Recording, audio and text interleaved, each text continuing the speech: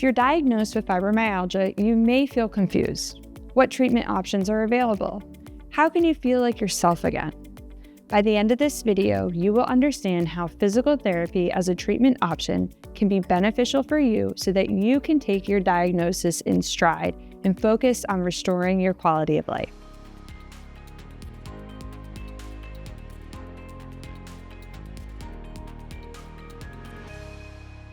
Hi, my name's Jenny, and I'm a physical therapist at EW Motion Therapy. Today, I'll be talking about fibromyalgia, what it is, how it affects movement, and how we can treat it as physical therapists. So let's talk about what fibromyalgia is. So fibromyalgia is characterized by having widespread musculoskeletal pain.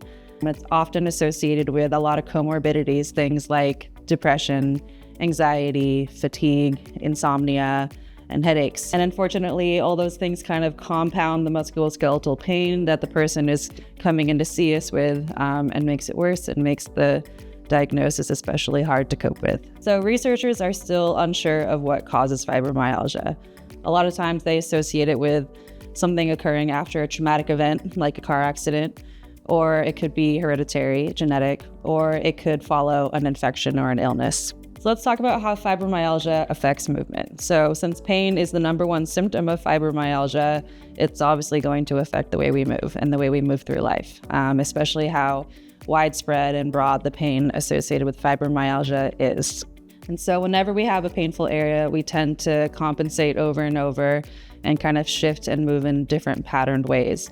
And that can create problems and secondary impairments on top of the fibromyalgia. And that's what people are often coming in to see a physical therapist for. So now let's talk about how a physical therapist can help you with your fibromyalgia.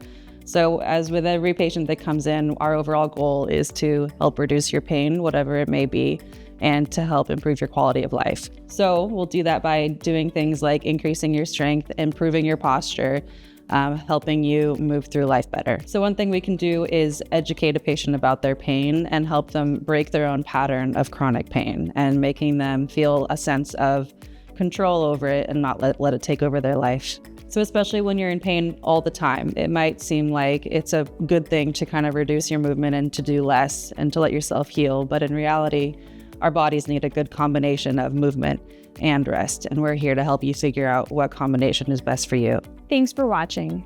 Now you know more about physical therapy for fibromyalgia and how it can help you maintain independence and reduce pain.